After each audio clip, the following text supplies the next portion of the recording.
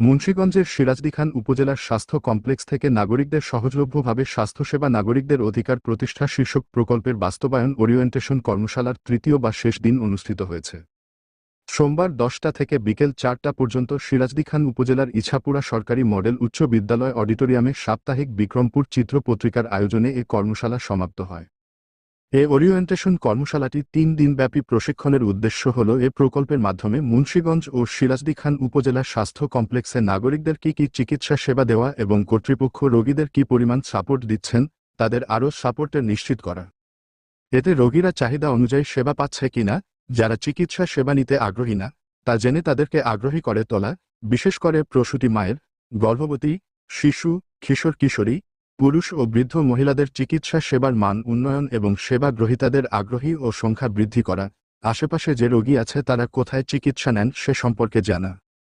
ভিন্ন ভিন্ন বিনোদন ও এ কার্যক্রম বাস্তবায়নের মতো প্রকাশের মধ্য দিয়ে কর্মশালার প্রশিক্ষণ সম্পূর্ণ হয়েছে। এ সময় প্রশিক্ষক ছিলেন ডেভেলপমেন্ট সোসাইটির প্রোগ্রাম ডিরেক্টর সৈয়দ রোকন উদ্দিন আহমেদ।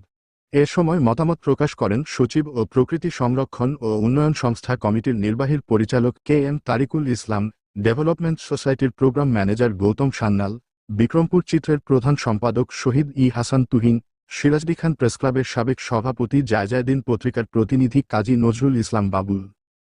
এতে ডেভেলপমেন্ট সোসাইটির, প্রকৃতি সংরক্ষণ ও উন্নয়ন সংস্থা কমিটি ও বিক্রমপুর চিত্র সাথে মুন্সিগঞ্জ ও সিরাজদিখান সাংবাদিকবৃন্দের সাথে নিয়ে নাগরিকদের স্বাস্থ্য সেবা উন্নয়নের কর্মশালার কার্যক্রম বাস্তবায়ন করা হবে।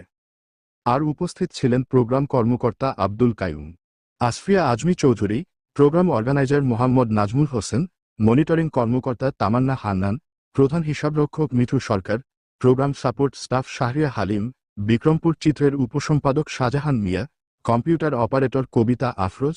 সাংবাদিকদের মধ্যে উপস্থিত ছিলেন সময়ের আলো পত্রিকার প্রতিনিধি জুয়েল রানা, ভোরের ডাক পত্রিকার প্রতিনিধি জাবেদুর রহমান জুবায়ের, গণমুক্তি পত্রিকা প্রতিনিধি আলী আহমদ চৌধুরী, বাংলাদেশ কণ্ঠ হাবিব হাসান, ভোরের সময় পত্রিকার আরিফুর রহমান সহ আরও অনেকে।